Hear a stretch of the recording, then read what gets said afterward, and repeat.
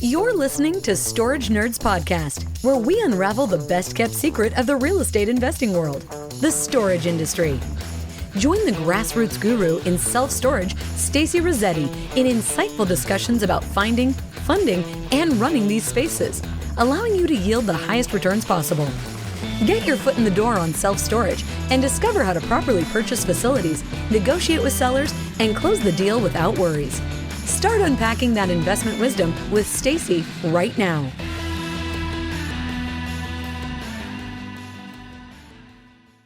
I wanted to go over one of the deals today that they found. Actually, so really what happened is the virtual assistant called the owner, and the owner sent the virtual assistant to the realtor. And then the realtor, and then because the facility was listed. So my team does not look on Crexy at all for deals. Like, we do not go on Crexy or LoopNet, or we don't talk to any wholesalers, and we don't go on the MLS or anything. We only ever find like off-market properties, and we do this by calling the owners directly. And this is how I teach. Okay, so if you want to learn how to find regular properties, you can just go look on Crexy. I'm done teaching. Go to Crexy. All right. So Crexy was on last week on the here speaking on the podcast, but I do direct to owner is what I do. Okay. It's like, door knocking, but instead of door knocking, you're like driving for storage, you're cold calling owners. That's how I teach. And so we did. So my virtual assistant called the owner, super nice, older lady that her husband owned the facility and then passed away. And now she has this facility, and you know how it is, right? She doesn't want this facility. Okay. So she wants to sell it. And so she talked to my virtual assistant, and my virtual assistant essentially said, like, my virtual assistant just talked to the realtor afterwards and just called him up and just said, okay, I talked to the lady. She said, call you up, and, we'd be interested in putting an offer on this property. So that's how it is. So you can actually go online. I think I can't remember anymore now because we have a lot of deals, but like, I think it's listed on Crexy. I'll show you it. And then, and I'm going to show you how we put the deal together, and then how we run the deal analysis on it. All right. So then that you guys have just an overall field. And then you can, if you want to buy the property, you can buy the property. All right. It's just a deal that we found. This is the property. It's in San Mateo, Florida. All right. So this is it. It's San Mateo Storage or Guardian Angel Mini Storage in San Mateo. This is what it looks like. So you can tell, this facility does look kind of older to me. It looks a little bit mismanaged, but you don't really know if a property is mismanaged until you get into the numbers. That's it. Like, you can't look at a facility and be like, oh, this property is a horrible one. You just can't. It's not like residential properties. So, and this, I think, just came right from Crexy. This is it. Okay, this is the whole thing. So you could see that there's 5x5s that are $50. There's 5x10s that are $80, 10x10s that are $130, and 10x20s that are $170. So the prices seem kind of normal to me, and there's 128 units, and it's 10,000 square feet. So, square footage in storage is like super important. We're always talking about price per square foot as is, and price per square foot, like as an opportunity. Okay. So that's what we're looking at. So we're going to try to figure out the price per square foot for this property. It's on 8.86 acres. And then the value is around $320,000 is what they picked, or they bought it. And then the purchase price was $600,000 in September of 2022. Okay. And so I think the older couple that has it, I think it was like a family member or something. If I remember correctly, it was like a family member that maybe bought it from them. That's why there's a sale. And then, so they're asking $1,082,000 for this property. Okay. And this is the rep, Chris Travis. And here's the expenses. Okay. So they make utilities is 3,338. taxes 3,800, insurance 7,200. Now, you know, it's Florida, right? So Florida got some high insurance. Okay. And then the vacancy is 25% and it's making 110,000. This is what is on Crexy. Okay. And here's some pictures of the facility. Okay. It's got a little sign up. And it's located right here, okay, in Palaka or whatever. So, and it's right next to the kind of sort of next to the water, but off the water, right here, I think. Okay. And then here's the demographics, okay, for you know, anywhere in Florida can have good demographics, just so everybody knows. Okay, there's an increase. You know, there's not any place in Florida that's going to be a bad area to purchase in. And then you can see that within 5 miles, there's 4,800 and 16,000, and then 42,000 with 10 miles. So it's a good amount of people living there. And then this is the regrid information. So we use regrid. I went over this in the boot camp, but we use regrid to pull like boundaries. Okay, so you can see that this property here is like, this is what the property looks like. I'm not sure if this is like on a hill or if this is extra land that you can increase your, like, you can, you know, you can add more expansion and stuff on. Okay. And then here's the county assessor website. And this is just basically, you go to the county assessor. This is the free information that you can get from the county assessor. Okay. And so this will tell you on here, like, what they're valuing the property for, how many acres, what they pay in taxes, etc. Okay. It's like the property report card. Okay. And so actually, so this right here, we put this together, and this is really what we call the executive summary. So internally, we call this executive summary. So like, and then this is where you can put, like, we just put all the information, the main information of what we want to know about the property into like this one document so that I can just quickly look at it. Now, I talked about this in the boot camp, but like, you know, this is something internally that we do. So I can just look at the deal really quickly, but then also if we're going to wholesale the deal out, which I do a lot of we do a lot of wholesaling on, is I would share this with the buyer, right? Because this is really everything that you know, you need to know in order to know if it's a good deal or not, outside of the deal analysis, right? This is the demographics and stuff. So I wanted to show you real fast. This is our Google Drive folder. And you can see how we put the folder together. And so this right here is like everything that you just saw is really just in each of the folders. Okay, is what it is. And so we're just, I mean, he's going through and you can see that it's like regrid, and then there's photos, and then here's our offer, here's the maps, here's the executive summary, here's the demographics, here's the declared info. I'm not sure what that is. It's a what's this declared info mean? We'll go back and look at that here in just a minute. Here's the county assessor's information. Here's the competition. We haven't looked at the competition yet, but you can see that this is how every single one of our folders is set up. And, you know, I don't want to open up every single one of these folders. So that is why we create the executive summary. So that's what you're looking at, is this executive summary. And then, let's go in here to declared value. What's the vault? Okay, so they sent over, right? Because this is a listed property. Okay, so this is listed in Crexy. So they have the offering memorandum. This is the one. Yeah, this is it right here. Look, they make this look so pretty, don't they? So it's listed under Marcus and Millichap. And so this is their little memorandum that they put together about the property here. And they got some comps. They got a lot of comps. And then, which is really, you know, I guess comps are different from competition. So comps are really like, what's a property just like this? And what did it sell for versus competition? And then here's all the comps with all the facilities all over Florida. Here's the cap rate chart, right? So they're showing like what the cap rate's going for. Look, it's still 6 cap in the area, right? You know, a lot of times it's super low. I mean, we run the numbers at 7 cap, but like, you know, it's still a low cap rate.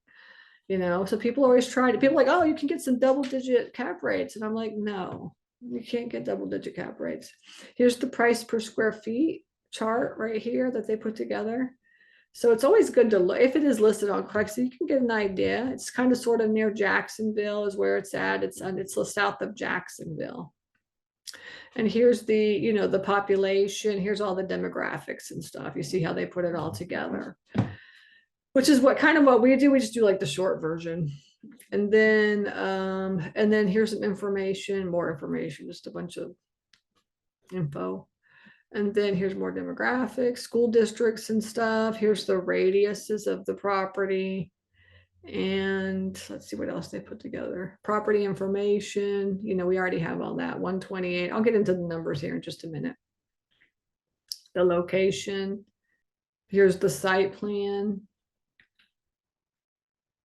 All right, here's the property. Oh yeah, so you could see here, there's like maybe a little road right here. I'm not sure if this property here is included or not, but it's coming like kind of on the other side of the water right here is where it's at. So that's a good picture. And then here's some highlights of the area. So it looks like it's concrete block is what it's made out of with the metal roofing. It looks like it's got gutters. It's got big numbers on it. It's got some latches. You know, it doesn't look like it's the paint is that bad. It's grass in the middle. It's got a gated system here, you know, so it doesn't look like it's going to need a lot of improvements. You know, let's just look at the numbers and see what it is. Okay, so you can see 1,082,000, 6.25% cap rate, 1.28. So they're running their numbers at 6.25. We run our numbers at, we try to get 7% or higher is what we try to get. Okay, they're saying that the market calls for a 6.25% cap rate. Okay. And then here's all the numbers that they give, the gross potential income. And then this is potential income. This is actually physical vacancy, economic vacancy, and then the rent income, the actual rent income is 100,000. Let's see, this is current. Okay, so it's saying they're making 100,000. And then here's all the expenses they have. They've got taxes, sales tax. You got to remember that. That's another thing too. In Florida, you have to pay sales tax. Okay, so make sure that you add that into your taxes. If that does add up. Now, obviously, you charge the tenant for the sales tax. They pay the sales tax, but they're, you know, but that's it. And then also, let's see, insurance, dues and subscriptions, insurance, landscaping, marketing expenses, management fee, and merchant expenses, repair and maintenance. I really honestly just don't think that this property you could pay a management fee. I mean, that's $5,000, a lot, but maybe that's the boots on the ground. I'm not sure. Maybe that includes boots on the ground. You know, but oh no, here's repairs and maintenance, 1,500. I bet you that is the boots on the ground, is their management fee. And then we have utilities. So they're coming out with expenses. It's 35%, which is right at where it's supposed to be, right? And then it's the total expenses are $37,000. So the NOI is at $67,000. Okay. And they're saying you can raise the rents. Right, you can raise the rents, and then your NOI would be at $90,000. This is what they're saying. Okay. Now, I guess somebody said you can't really see that, but it's okay. We'll go over our stuff here in just a sec. And then we've got competition. I want to pull up our competition so we could take a look at it. This is what we come up with competition. Here's a competitor right here. Let's see what it is. This is Matthews. So it's actually across the water, and then on the other side is where it's at, okay, over here. And then we have, this is it, Matthews. Okay, free up storage is right here. That looks, it's all asphalt. Now, asphalt is expensive. Asphalt is very expensive, you know, so if they put that in, you've got to make sure you have to consider that, you know, because it costs a lot of money to do asphalt. It really does, you know, so make sure you consider that. And then what else? And then here's where it's at compared to where the location is. I think here's ours, and then it's over here, okay? So it looks like we're kind of outside of this city is where we're at. Here's another one, Champion Self-Storage. And then here is the Champion Self-Storage. It's over in the city. So there may not be a lot of competition right next. And then B&W storage, looks like there's a storage facility here, and then they're parking big rigs. So we actually own a storage facility like this, where we can park like big rigs and stuff. So we have storage, and then we have like parking. There's nothing wrong with this if you're okay with it, you know? So what is this? Get out of here. And then, let's see what else. And that's a little bit down over here is where it's at. And then American Mini Store, little tiny one right there. And also when you start looking for competition, I mean, competition is also, you know, you could call them up and see if they want to, you know, sell. Here's another one right here. And this is ours. This is ours. And then there's that one right there. So this is, it's the closest competition. And then here's this one right here. Another one, American Mini Storage. Okay, that's it. So competition is there. So anyways, I wanted to just show you the folders, how like, look how beautiful this folder is. Isn't it great with everything in that you need it? All right, so this is basically it. So now let's get into the deal analyzer. Okay, so this is our internal deal analyzer. Let me see, actually, I might have to download this. Let me see if we can see, because see. Yeah, see, it's not, oh no, it's coming up good. Okay. Okay, that's perfect. This is our deal analyzer. Okay, so this is this is it. It's making, remember, $110,000. And this is the current price right here. This is the current income. So we run our numbers in 3 different ways: current, potential, and after updates. And this deal analyzer is available for purchase. So if you do not have a deal analyzer, anyone, just go to my website, you could purchase this. But so this is the income, and it's 128 units. It's 10,100 square feet, and it's 27% vacant. These numbers, and look, we're running it at a 7 cap. So we're not trying to get a 6.25% cap rate. They have it listed at that. We're trying to get a 7 cap. So if they're listing it at 6.25% cap rate, then we know that our number is going to be lower, right? Because the higher the cap rate, the lower your purchase price. Okay. You know, we always run our numbers at 7 and try to get it at a 7 cap. You know, but in Florida, like what their Marcus and Millichap, executive summary was showing was that typically, you know, cap rates are 6 caps, you know, 6 to 6.2 or so cap rate is where they're at in Florida. So, you know, you have to just keep an eye out on like what other storage facilities are going for.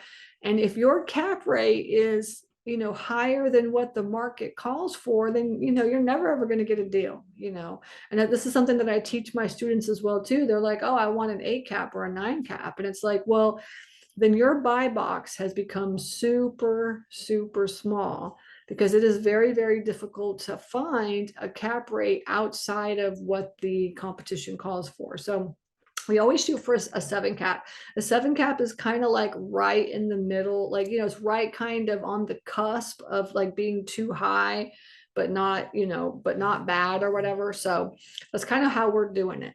But Florida, you know, Florida is like it's just like a fast growing state. Like everybody's moving to Florida right now. And so that's why the cap rate's a little bit lower. That's also like Texas. Texas has lower cap rates because everybody's moving there. You know, so you have to be able, in a place where there's a lot of growth, and then you have to be able to do a lower cap rate in order to purchase something.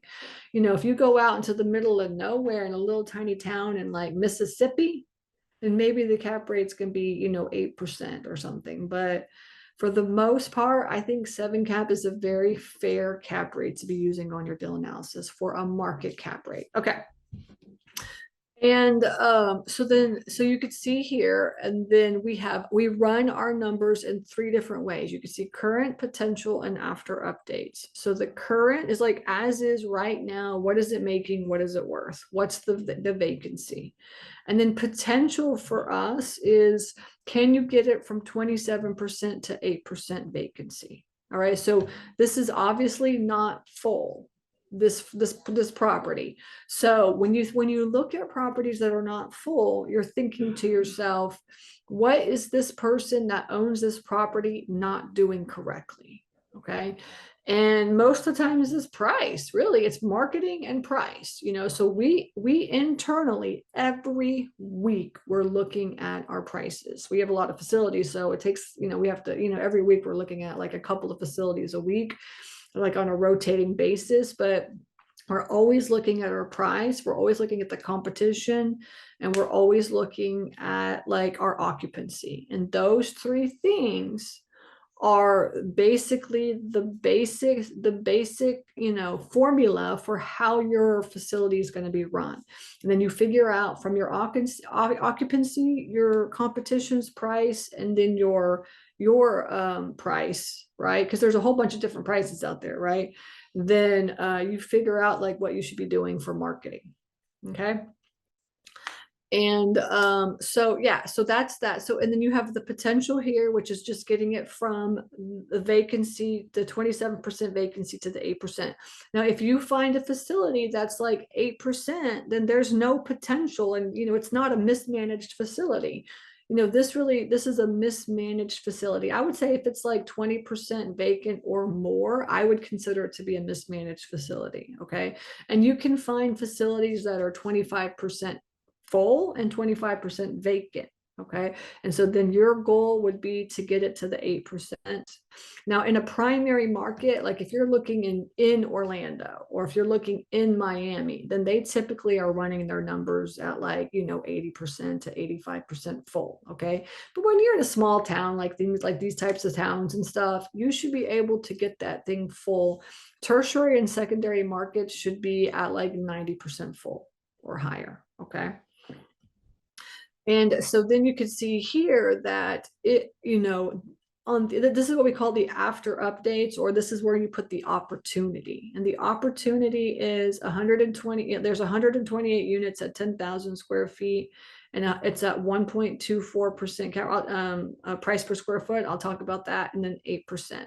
So these 4 things you see on the deal analyzer, these are all numbers that you can change. Anything in yellow you can change. You cannot click on this part, right? You can't change that. You can just get it from not full to full. But on the opportunity, you can add units, you could add square footage, you can increase prices, or you can get your occupancy up. Right? That's what you can do. Those are really the 4 big ways to make money on storage, and that's what you're evaluating. Okay.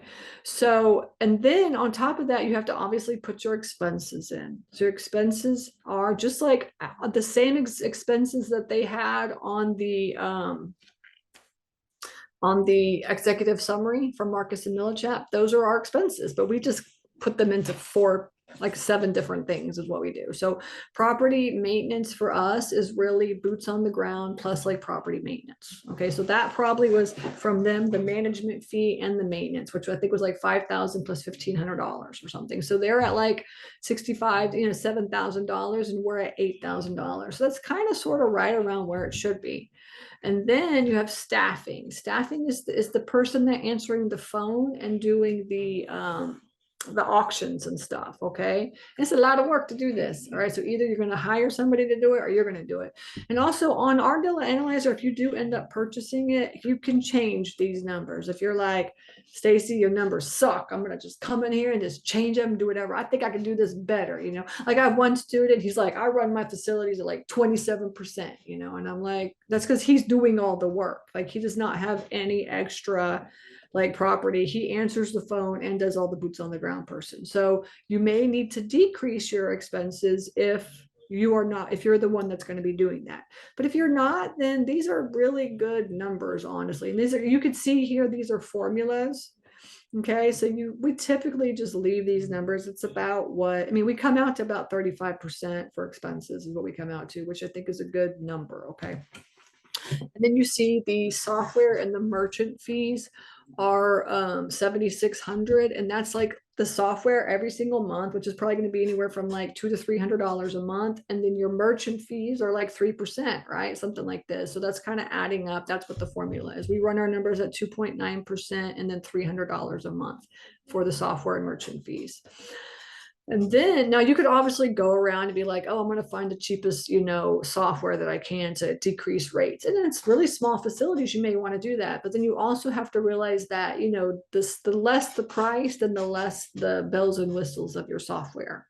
Right. So like we use storage internally, and like storage offers like you can automate anything and everything you automate. And we try to automate as much as we can because we already have a lot of stuff going on anyway, like I don't want to sit there and do like figure out pricing. I want like dynamic pricing. I want revenue management. I want to be able to automate my auctions, this kind of stuff, because we have other things that we need to be doing, like looking at occupancy and looking at our competition and looking at pricing. And like it takes up a lot of time just to do that.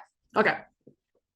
And then you have the marketing. Okay. So then you just ask yourself, how much marketing am I going to need? So this facility is not really that bad. Like if you're going to have like a 25%, vacant, 25% full facility, you may want to increase the marketing to 25% vacancy. Okay. So you're going to be doing a lot more marketing to reach your goal, and it's going to cost you more money to reach the goal, maybe even in the first year or first 2 years. So you can just look at this number and see if you want to change it. But and then here you can see we've got initial clean out and then some CapEx. I mean, honestly, there's really not a lot that needs to get done for this thing. I mean, maybe some cleanup, but that's really it. I mean, it's got a gate. It's got it's got like, the painting, it's already painted and stuff. I mean, there's really not a lot of stuff that you're going to be doing.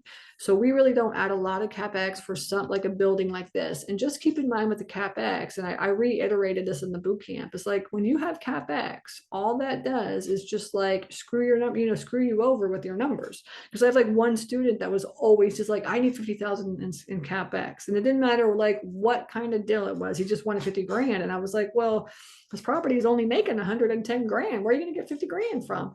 If you have to add 50 grand to your purchase price, then, you're just screwing the numbers up. So just, think like, what do I absolutely need to get right now? What does the market call for? What kind of CapEx is really, truly needed? And is it something that I need to do right now? Or is it something that I can do later? All right. Because you want to have the best offer that you possibly can. And you really want to create a win-win situation for you and the owner. But, and you want to make sure that you can get something, because I see all the time, people are just super conservative with their pricing. And, it's just, you put like, because really the truth is like, it takes at least 30 to 40 offers to get a facility under contract. Okay. And I know this because we put in a lot of offers, we track all that. Right. And so, you're going to have to put 30 to 40 offers in to get a deal. All right. And if you're going over 40 offers, like I talked to one guy's like, I put 100 offers and I haven't get any deal. And I'm like, because your offers suck. All right. Like the better your offer, the least amount of chances, like the least amount of times it's going to take for you to get a deal. Right. If you're giving a very good win-win situation offer, then you're going to get that deal into contract. But like, if you're giving like lowball sucky offers and just like being ultra conservative, then like you're just wasting your time. Okay. You really are. You're just wasting your time. And it is a lot of work just to get to this point right here where you can run your numbers. Okay. And then closing costs are here. So 24,000. This number here includes if you were going to use a realtor to close your deal, because then you got to pay for the realtor fees, right? You got to pay. It's a lot of money to close facilities or close commercial deals. It costs a lot of money, but you could always change this number. You could come in, it's in yellow, right? So you could change it, be like, no, I worked out a deal with the owner and he's going to pay the closing cost and I'll just pay less money or something like this. Okay. All right. Property taxes are here. And then you want the utilities and the insurance. Okay. So those are the three things you can see. They're all there. The $7,000 is there as well too. Okay. All right. And then I wanted to show you guys real fast the financing inputs. Okay. So the financing inputs, this is the section of the, oh, sorry. Yeah, let me do, before I do financing inputs, I want to do the unit mix first. So you've got to have your unit mix. It's like super important because this is what's going to tell you how big your facility is. So they've got 5 by 10, 5 by 10s, 10 by 10s, and 10 by 20s. They've got 32, 46, 30, and 20. It totals out to this much square footage. Right. And so then at the bottom here, you can see this is how we get the number, right? So you always want to make sure, because like a lot of times owners will just be like, I got 10,000 square feet. No, it's 10,100 square feet. You got to get 100 square feet that's a whole nother $100 a month is what it is. You know what I'm saying? So you really got to be getting the right numbers for the unit mix, the total units, and then also the price. And there are a lot of different prices. Okay, so there's like the price that the owner tells the person when he's on the phone with the person. And then there's the price that you have on the website. And then there's the price on Sparefoot. And then there's their price on Google. And then you also have revenue management, right? So if you're 80% full, it's this price. And if you're 90% full, it's this price.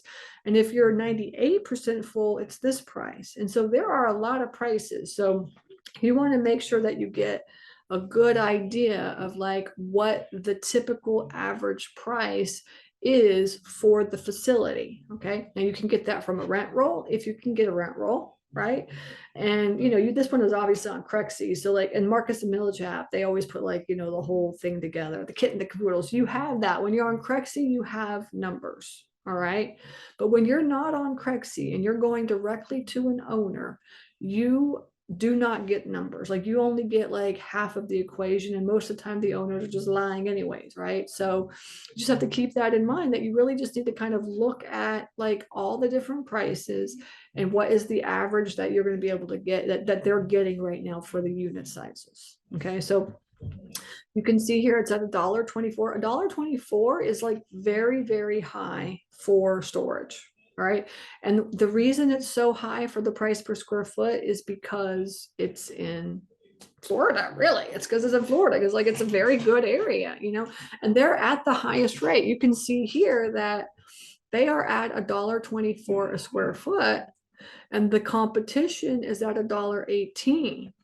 Right. So they're even higher than the competition. Okay, so that's another thing that it would bring to my attention is like, am I going to really keep these prices? Maybe they raised the rents and they had it really, really good during like COVID and stuff. And now the market is calling for $1.18. And they probably, right, are too high on their prices. And that is why they are at 27% vacancy. Okay.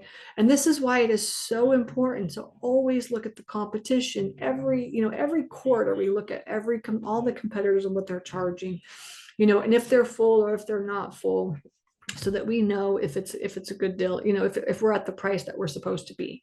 All right. So you can see from my personal opinion, when I look at this deal, I'm thinking the prices are too high. And if we lower the prices, we will probably be able to fill up these very quickly. All right.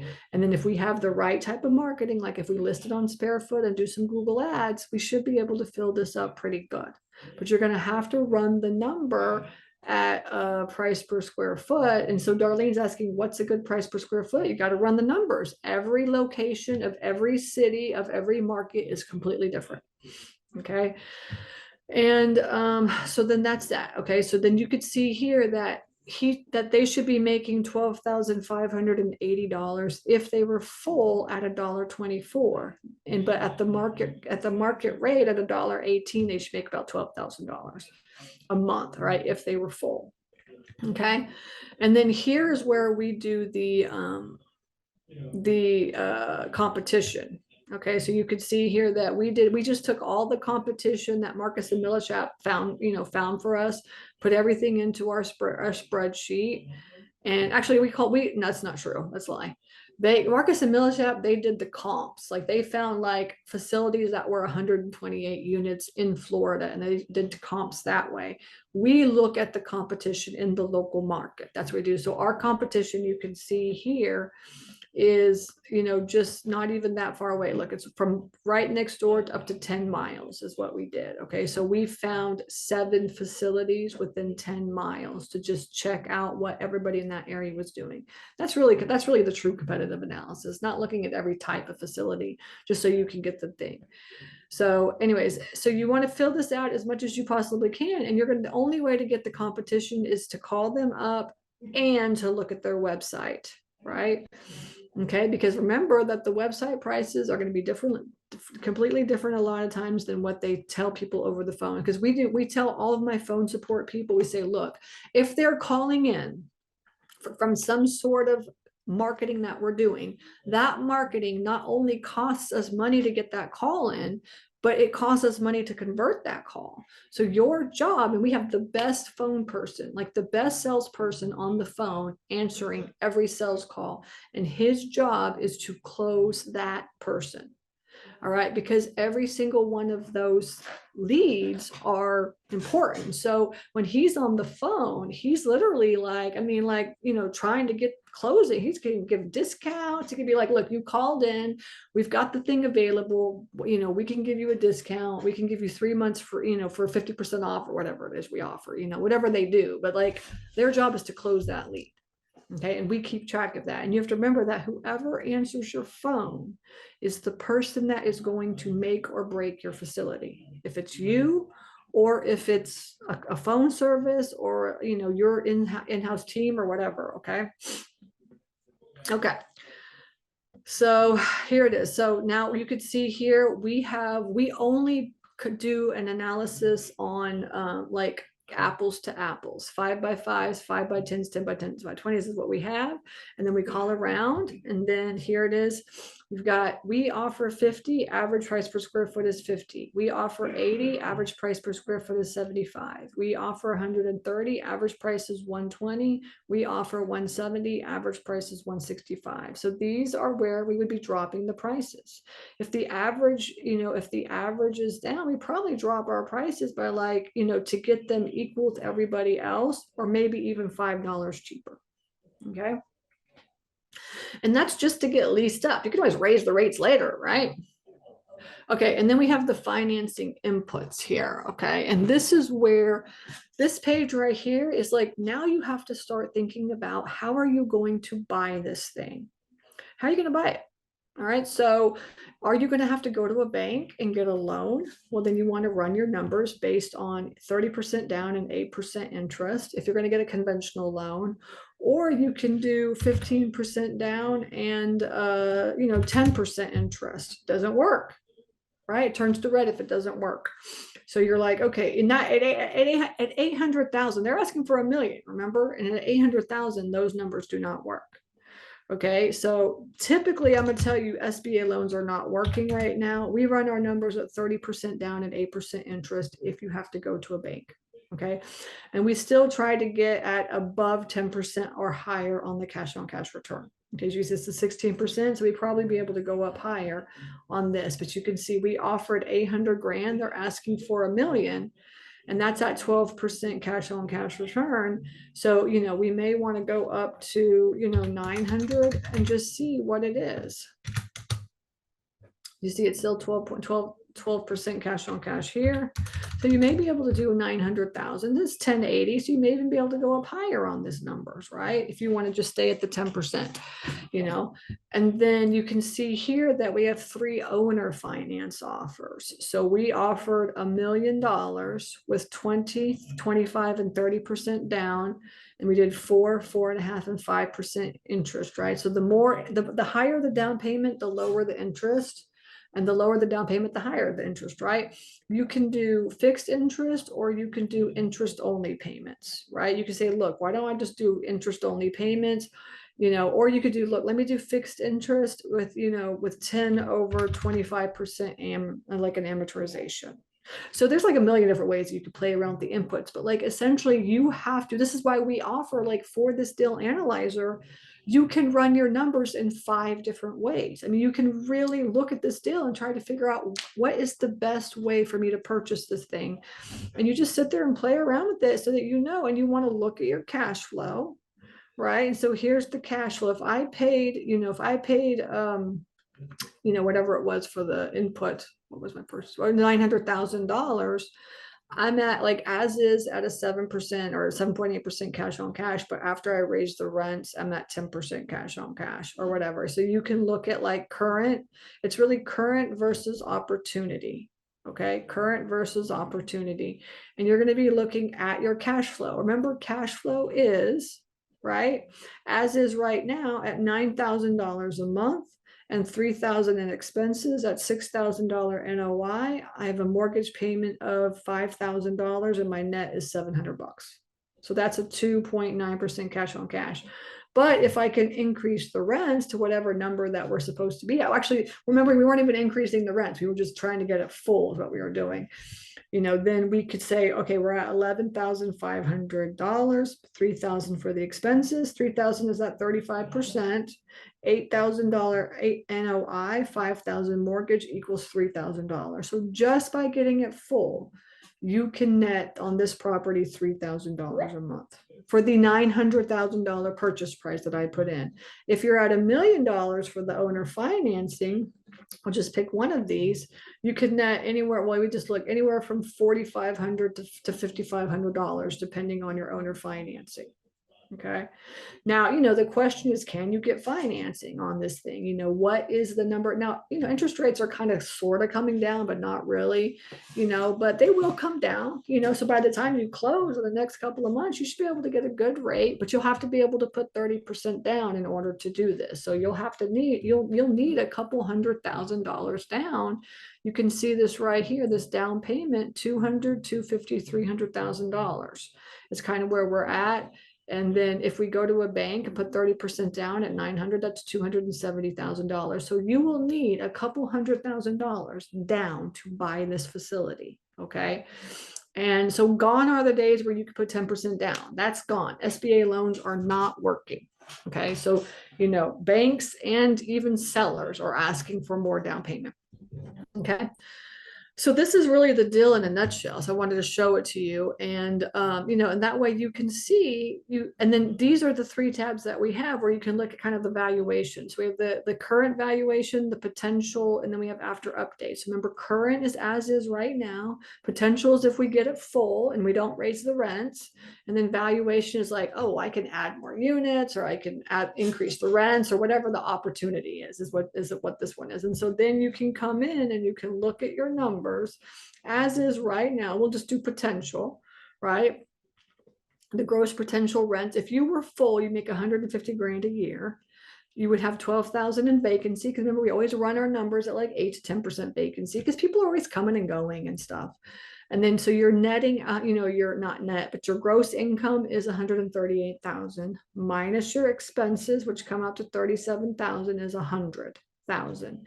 And then depending on what type of loan you get, let me just show this to you. So here on the deal analyzer, you're going to just toggle between which loan. Am I going to do cash or bank financing or owner financing? And then when you look at your cash flow, when you look at it, or when you look at your financing inputs, you'll be able to see all the numbers on this. Oh, let me go back to your potential. Yeah, that's it. So you could see that you're going to pay your mortgage, and the net after your mortgage is $37,000. All right, that's where you're at. And that was the mortgage based off of the financing inputs that you put in here. So this is a super, super important step to understanding deal analysis, is what are the inputs going to be?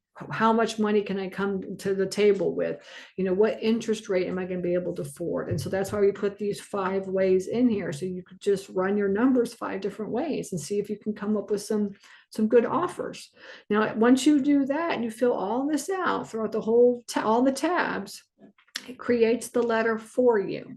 Okay, so, and all this stuff is just pulled in. The address, anything in yellow, everything is all just pulled in. And it basically says, like, thank you for working with us. Based on the numbers that you gave us, these are the offers that, we're giving you. Please let us know if you're interested. We really push owner financing. If you're interested, just let us know. And we can always meet on Zoom, or I could come out there and meet you as well too. And then here on this tab, you can see that we've got the purchase price.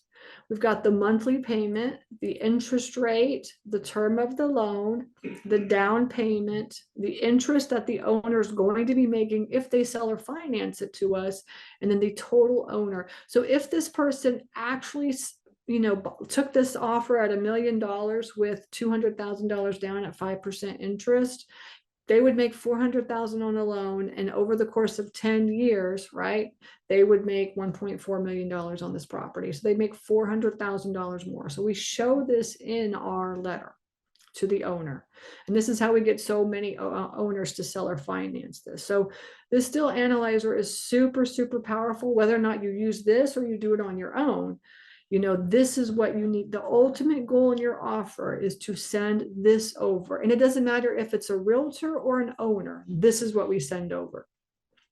And this is how we get so many deals under contract. Okay.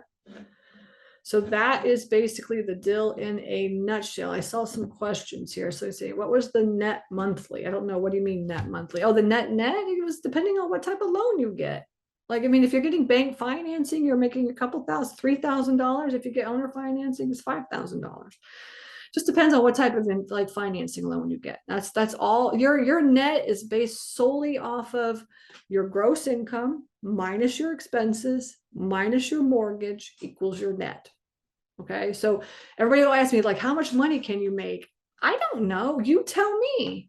What expenses are you going to have? What mortgage are you going to have? Then you could figure it out.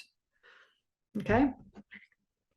Do you include something about being able to prepay the loan in the event? You can just put this in the negotiation stuff. That's like way too technical. Okay. You just make it an offer. You can put whatever you want in your offer. Okay. Anything. Interested in StorageNerds Mastermind? You tell me, oh yeah, I'll email you, Dan, and we can discuss this. We'll just hop on Zoom. We can meet. Okay. SBA has 10% down, 11. Yeah, exactly. I know. SBA is like 10% down and 11% interest right now. Nobody's getting SBA loan right now. All right. So if you're trying to get SBA loan, now I did have, no, that's not true. I had a student that he has very, very good credit and a lot of money and a lot of experience. And he got 15% down and 7% interest SBA fixed loan. So you can do it, but it's very rare because they are super ultra. And that deal had like a $2.5 million spread on it because he bought it for 2.5 and he's going to sell for $5 million.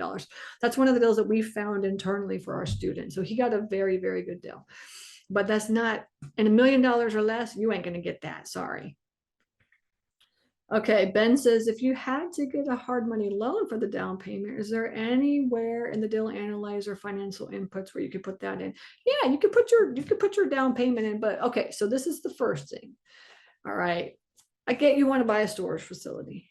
Okay, I get this. But like if you're having to get a loan for the down payment and on top of that get a loan for the loan, like for the facility, like you should probably rethink like what your goals are. You need to find somebody that you can partner with that has money.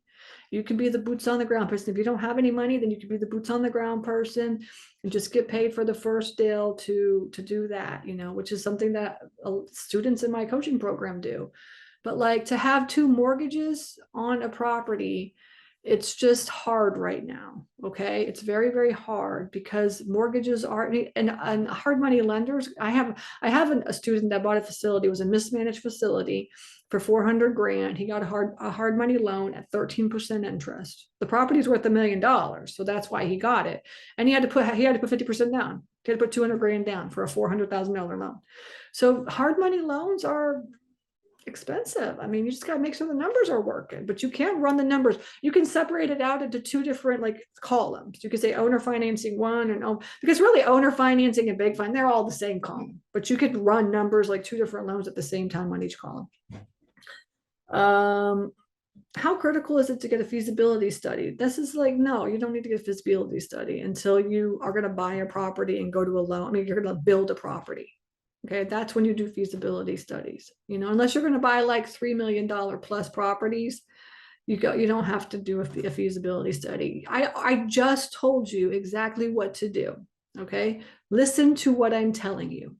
Exactly all the steps of the deal analyzer is what you need to know.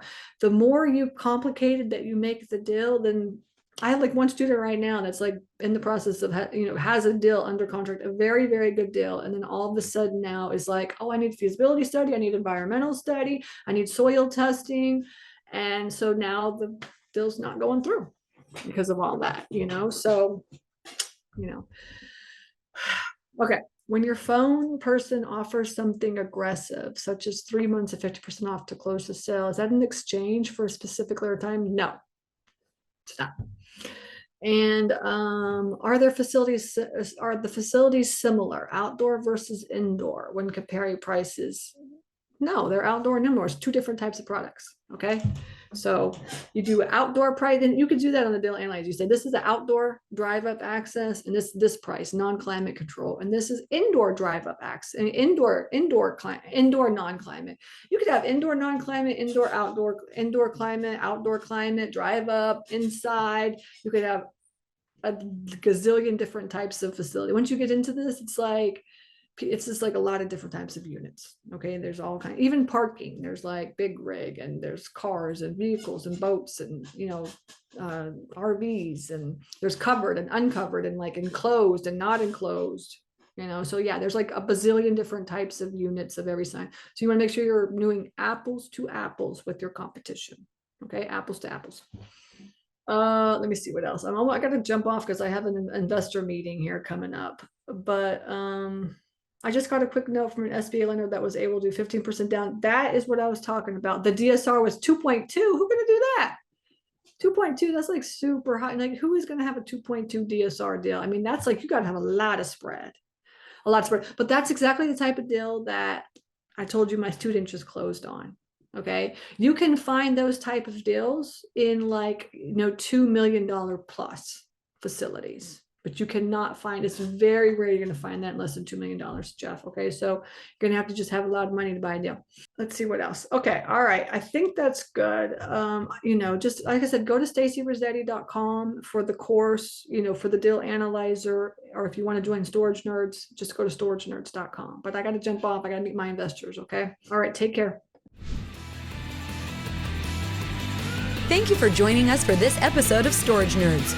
Hope this informative conversation inspired you to go out there and jump into this highly profitable business venture that people rarely talk about. Get more tips on storage space investing at www.stacyrossetti.com. Don't forget to subscribe to the show and leave a rating. Together, let's build that thriving passive income one storage space at a time. Until next time.